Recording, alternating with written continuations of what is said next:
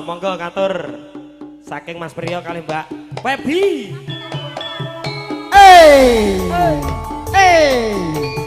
Papi Kopral. Papi Kopral. Mas Setrum. Om Setrum.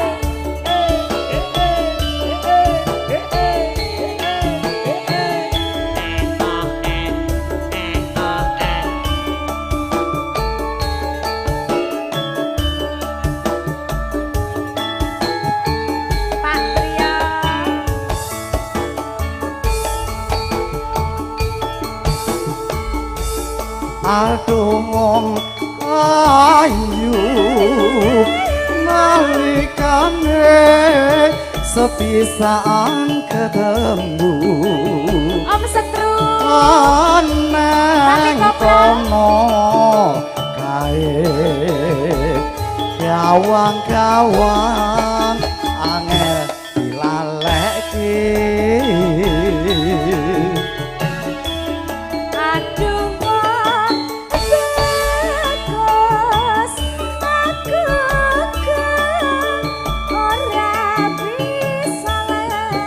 Apa iya?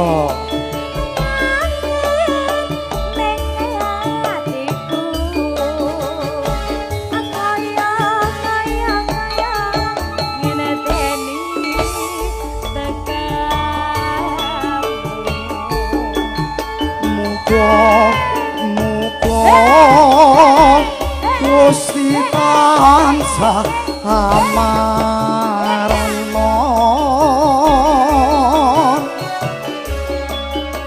jampis rono usada lara asmana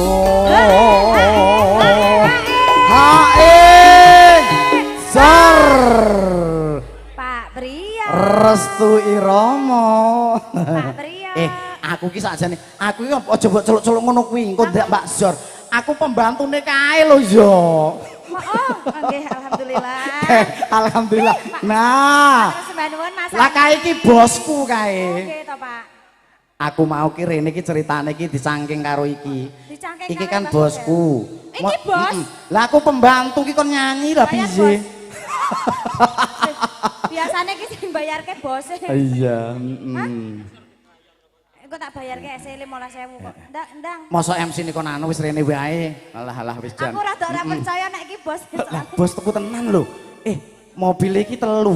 Tenan, heeh. Iki bane sing telu apa sepione sing telu? Ora sepione rodane. Iya. Aku Yuk, jos, yo. janji-janjimu aku bisa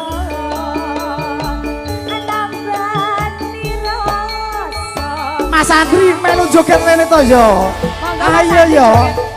Ayo yo, Restu Irama digoyang. Papi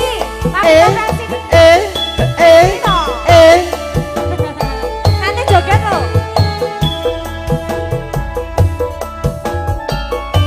Restu Irama.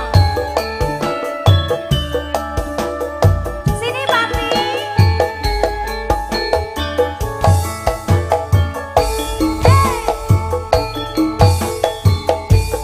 Aduh wong ayu nalikane sepisan ketemu Ning endi, Mas? aneng kono kae gawang-gawang dilaleki. Aduh wong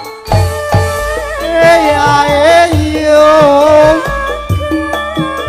ora bisa lali. Ning atiku kaya enteni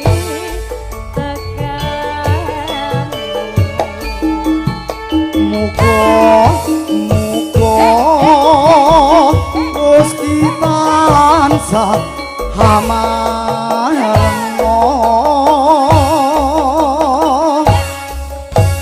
dampi sono usada lara asmara ae jos minggir terusan ayo iya Pak Priyo. iya jek njaluk Selamat siang Pak Priyo. jek njaluk Iya no. tak kei siji ae ya Oh iya sip. dijaluk lho ora mangsamu Dik aduh ora apa-apa sing penting seneng Heeh, alhamdulillah. Mas syuting Mas nggur 50 ora apa-apa ya Mas Mas Adri. Pon ya. kae bosku kae kowe mau wis metu pira mau metu 5 lembar lho wisan Ya, lima, Pak. ayo Aku yeah